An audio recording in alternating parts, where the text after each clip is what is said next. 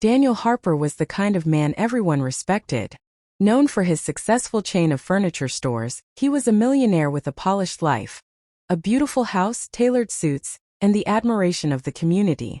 But despite all his business success, he felt something missing in his personal life. His wife, Claire, had passed away 3 years earlier, leaving him to raise their only child, Oliver, on his own.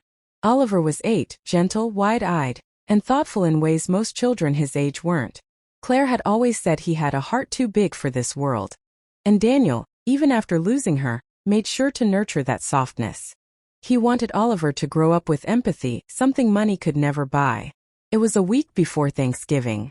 The town was already glowing with early decorations, families rushing to supermarkets with holiday lists, laughter and impatience mixing in the air. Daniel decided this year he would cook Thanksgiving dinner himself, something he had never done. He wanted it to feel memorable, something that would make Oliver feel warm and held, the way Claire used to make them both feel. So that afternoon, Daniel and Oliver found themselves inside Westfield Market, pushing a cart down aisles decorated with autumn leaves and turkey stickers. Oliver had the excitement of someone planning treasure hunt. "Dad, we need cranberries. And mashed potatoes. And pie," he declared. Daniel chuckled, pulling out his phone to read the recipe he had screenshotted. "We will get everything. This year's dinner will be amazing." Just then Oliver slowed down. His eyes shifted quietly to the side. Daniel followed his gaze. There, near the refrigerated turkey section, was a woman young, maybe mid-30s, her coat thin and worn, her hair pulled into a loose, tired bun. Beside her stood a little girl around Oliver's age, wearing faded sneakers and holding a small reusable bag. The woman, her name would soon be known to them as Emily Brooks, stared at a turkey in her hands. She checked the price tag once, twice, then swallowed hard and put the turkey back. The little girl's face fell, though she said nothing. Emily forced a smile. The kind of smile people give when they want to hide disappointment. "Maybe we'll get something else, sweetheart," she whispered. Oliver tugged Daniel's sleeve. "Dad." His voice was soft, trembling slightly. "She can't buy a turkey." And something in Daniel's chest tightened. He didn't know this woman. He didn't know her story. But he recognized the look in her eyes, the look of someone fighting quietly every day to keep life together. He recognized the look because after Claire died, he had worn it himself. "Stay here," Daniel said to Oliver. He walked toward the woman with calm steps, not wanting to embarrass her. "Hi," he said gently. "I noticed you were looking at the turkeys. This time of year prices can be, well, ridiculous."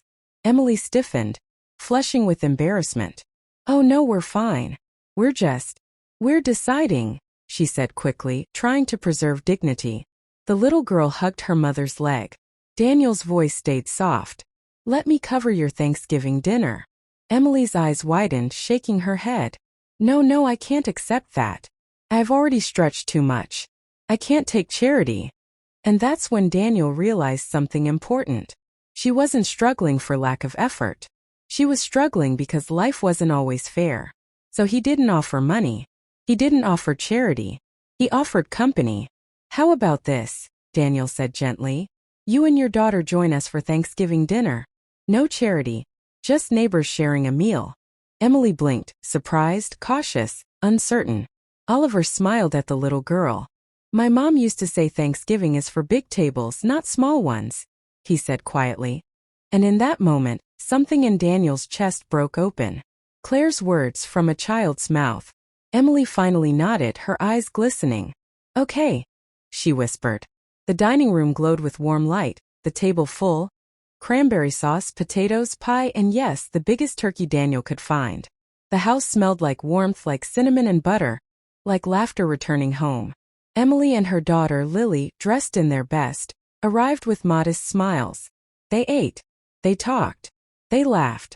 Oliver and Lily chased each other around the living room. Emily and Daniel shared stories, not of wealth or struggle but of life. Emily had been a teacher before medical bills forced her from her career. Lily's father had left years ago. They were surviving, not living. Daniel listened, really listened. When the night grew quiet, Oliver looked up at his father and said softly, "Mom would have liked this." Daniel nodded, tears filling his eyes. Yes, she would. She really would. Emily reached and squeezed his hand. You raised a wonderful boy, she whispered. 2 weeks later, Daniel did something even more unexpected. He visited the school district office.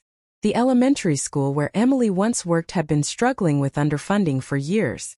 Low pay, resource cuts, good teachers leaving, children losing the chance to learn with joy. So Daniel donated, quietly, enough money to restore the school's staff salaries, fund after-school programs, and reopen the literacy program Emily once guided. But he added one condition. Emily must be offered her job back. The school accepted immediately. The day Emily received the call, she literally ran to Daniel's house. Tears poured. Words stumbled. But Daniel only smiled. This wasn't a gift, he said.